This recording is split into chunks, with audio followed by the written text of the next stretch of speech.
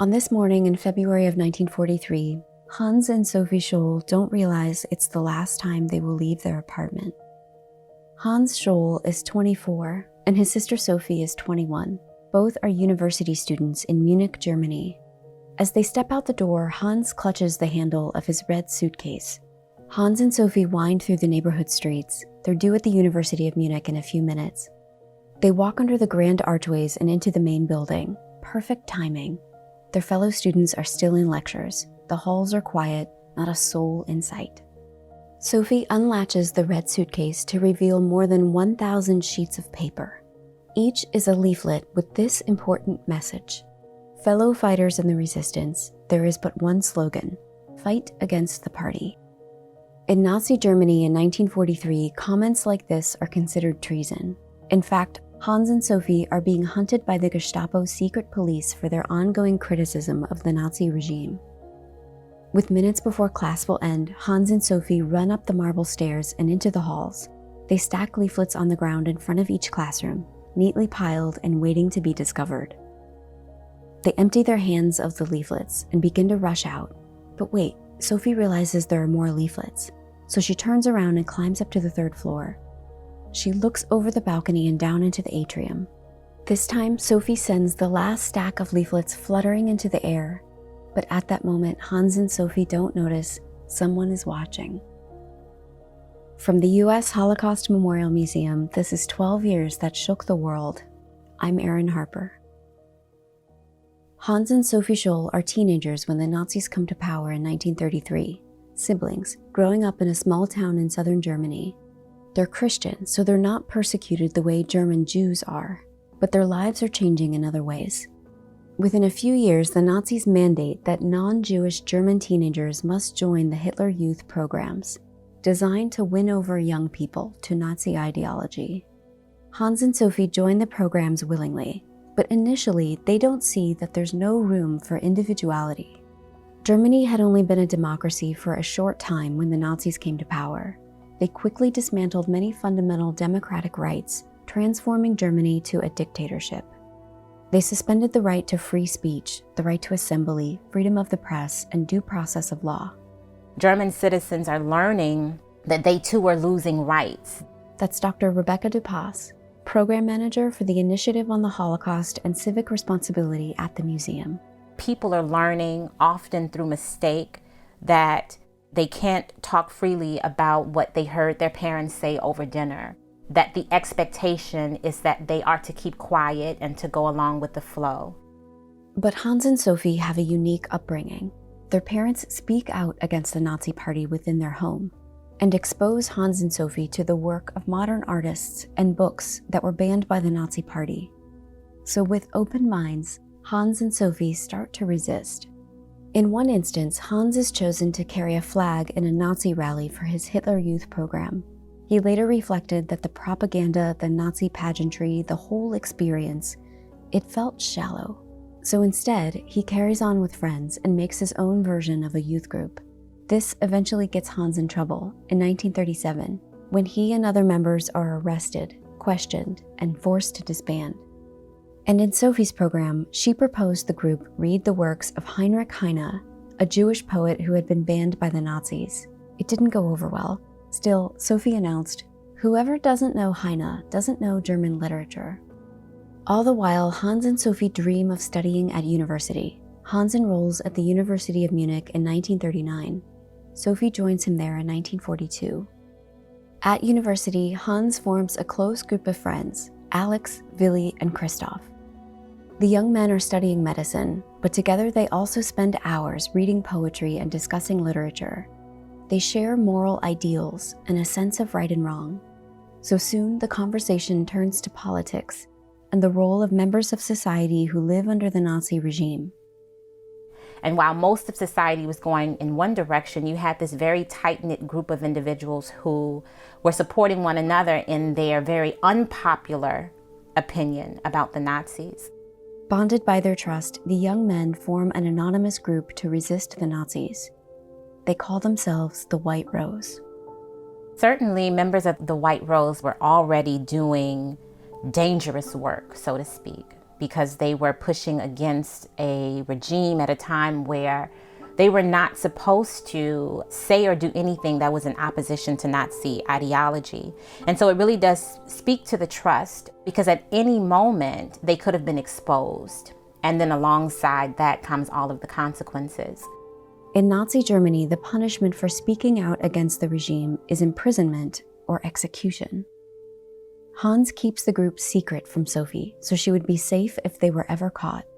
But despite the risks, members of the White Rose are beyond talk and ready to act.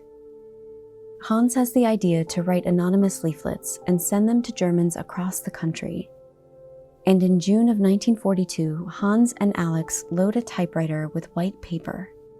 They go on and write that Nazism has robbed its citizens of spirit, free will, and individuality, and turned them into a cowardly mass. I think that in general, they were attempting to awaken a people who they had deemed to be asleep or inactive at a time when it was quite important to act. They're essentially saying we are better than this. Members of the White Rose were really expecting German citizens to rise to the occasion, to be a better people in terms of their pushback to the Nazi regime. For instance, in that first pamphlet, it's really a call to action, almost insulting of German people, that they appear to be spineless and willless at the time. And so they're using these very, very powerful words that, of course, are going to evoke emotion and move the German people forward. The White Rose leaflets turn up all over Munich, and it's not long before Sophie discovers one of them. As she reads, the words sound familiar. She confronts Hans with her suspicion that he has something to do with it, and that she wants to participate. After debate among the members, they reveal themselves as the authors and welcome Sophie into the White Rose. The group steps up their leaflet distribution. They buy a hand-crank duplicating machine to make copies. To avoid suspicion, the group members split up to buy paper, envelopes, and stamps in small quantities. They fold the leaflets and stuff them into envelopes. They mail them to students, intellectuals, and strangers, anyone who might sympathize with the movement. They also mail them to random addresses in the phone book. Eventually, the White Rose leaflets appear in 16 major cities across Germany. In mailboxes, on parked cars, in phone booths. Sometimes total strangers make copies and distribute them. It gave the illusion of a national campaign against the Nazis. The White Rose operation had achieved the impossible. They were mass communicating their ideas at a time when the Nazis obsessively controlled messaging. That summer, Hans and Alex write 3 more leaflets. In their writing, they spell out the truth that the Nazis are killing Jews en masse. They report that since the invasion of Poland that started World War II, 300,000 Jews had been murdered.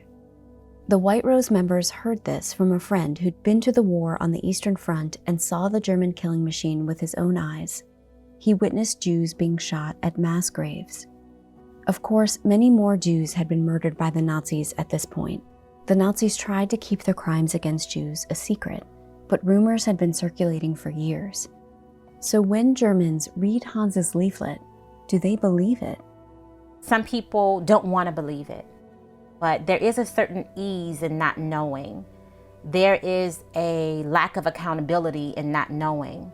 And so for many German citizens, making the decision comes with responsibility. Once you have information and you accept that information, there is this internal push to do something about it. It was really, really hard for anybody to wrap their mind around where the Nazis were going, that this would have resulted in the death of 6 million Jews and millions of others. So I think it's fair to say that many Germans didn't believe it and didn't necessarily want to believe it. In another leaflet, the White Rose calls on Germans to passively resist the Nazis. Often when we hear about resistance, we think about physical resistance, fighting, revolts, killing, things of that nature. And those things did happen if we study the partisans and the uprising in some of the ghettos and the concentration camps. But resistance is also, it's spiritual. Sometimes it is not this overt action. Hans and Alex describe passive resistance, ways Germans can oppose the party nonviolently, such as undermining the war effort by not giving money to the party or refusing to read Nazi propaganda, and convincing friends to do the same. By July of 1942, 3 years into World War II, Hans, Alex, and Willi have to face a new reality. As medical students, they're required to serve a 3-month tour of duty as medics on the Eastern Front of the war. But before packing their bags, they write their final leaflet of the summer. They focus on the senselessness of war. Their final line reads, "We will not be silent. We are your bad conscience. The White Rose will not leave you in peace." The young men board the train bound for the Soviet Union. Their first stop is in Warsaw, in German-occupied Poland. There, the young men see something that would rattle them to their core. The Nazis have constructed a ghetto with 10-foot walls all around. Inside, the Nazis confine more than 400,000 Jews facing starvation, disease, and fear. Hans witnesses this suffering. In a letter to his parents, Hans writes, "It would sicken me to stay in Warsaw any longer. There are half-starved children, whimpering for bread. A sense of doom is all around." This same month, the Nazis begin the mass deportation of Jews from this ghetto to the Treblinka killing center. Hans and his friends get back on the train. They arrive in the Soviet Union, where they serve for 3 months. There they witness a failing war. They return to Germany in November of 1942. Hans's story is a powerful testament to what happens when we serve as a witness. He leaves changed. He's carrying back to his university a reality. I think, of course, in my opinion, that it really just exacerbated his very personal desire for greater action from German people. By January of 1943, the White Rose members are back at university and ready to share a new message. Hans and Alex load the typewriter. They write, "Hitler cannot win the war. He can only prolong it." They make 6,000 copies.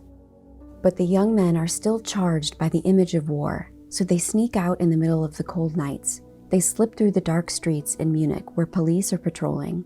With black and green paint, they slather on the side of buildings giant letters reading, "Down with Hitler, Hitler mass murderer," and "Freedom." Their graffiti makes headlines, along with a report about leaflets appearing across the city. By now, an estimated 7,000 White Rose leaflets have been found in major cities in Germany. The Gestapo begins a manhunt and offers a monetary reward for information on who's responsible. When we reflect on the paint on the wall, when we reflect on the continuance of the leaflets, I think that for them it was about continuing to spread awareness. But I'm also feeling a very, very personal motivation on behalf of Hans and other members of the White Rose, where they're standing in their convictions. And it may feel to them like that's all they have. By now, members of the White Rose have invited their philosophy professor, Kurt Huber, into the resistance group. Professor Huber writes what will become the White Rose final leaflet. His message is a call to action to German youth. He writes, "Fight against the Nazi Party. Fight for freedom of opinion." They make more than 2,000 copies and immediately stuff hundreds in the mail. But more than 1,000 leaflets remain. Hans suggests they get them directly in the hands of students on campus the next morning. Sure, it's a dangerous move, but they'll go while class is in session. They'll lay the leaflets around the hall and sneak out before anyone notices. Sophie offers to help Hans, so that night they stuff the remaining leaflets into a red suitcase. The next morning, Thursday, February 18th, this is the day their lives begin to shatter. Hans and Sophie arrive at the university and quickly unload the leaflets on the ground. Then Sophie heads to the top of the stairs. She sends the last stack of leaflets tumbling down 3 stories below. But Hans and Sophie don't realize they're no longer alone in the hall. Jacob Schmidt, the university custodian, has started his morning inspection. Jacob wasn't like them. He was a loyal member of the Nazi Party. As Jacob looks up, he sees the leaflets fall. He runs up the stairs to see who threw them. When he reaches Hans and Sophie, he sees that Sophie is holding the red suitcase. So Jacob corners Sophie and Hans. Students begin to pour out of the lecture halls and into the atrium. They pick up the leaflets and begin reading. Then the Gestapo arrives. That Thursday morning, Hans and Sophie are arrested and separated. They're interrogated for 17 hours. Initially, Hans and Sophie deny any involvement with the White Rose leaflet campaign, but the Gestapo is searching Hans's room. There, they find hundreds of unused postage stamps ready to mail out more leaflets. Eventually, Hans and Sophie each confess that they alone are responsible for the leaflets. But in another turn of fate, the Gestapo discovers Hans is hiding a paper in his pocket. It's a handwritten draft of the White Rose's next leaflet. The handwriting, they discover, belongs to Hans's friend and fellow White Rose member, Christoph Probst. Christoph is arrested within hours. Hans, Sophie, and Christoph are thrown in separate jail cells on Friday. By Sunday, they're charged with acts of treason and told they will stand trial the next day. It's Monday, February 22nd, 1943. At 9 a.m., Hans, Sophie, and Christoph are taken to the Palace of Justice in Munich. Tickets to watch the trial were given to high-ranking members of the Nazi Party. The courtroom is full of men in uniform. The presiding judge enters the courtroom wearing a red robe. He leads the proceedings, yelling and ridiculing the accused, saying they're worthless Germans. At one point, Sophie interrupts him and says, "What we said and wrote are what many people are thinking. They just don't dare say it out loud." Then the verdict. For alleged acts of treason, Hans, Sophie, and Christoph are all sentenced to death. They're handcuffed and taken back to prison. Hans and Sophie's parents have hopes of commuting their children's sentences, but the Nazis have other plans. At 5 p.m., Hans, Sophie, and Christoph are taken from their prison cells and led across the courtyard into a room with a guillotine.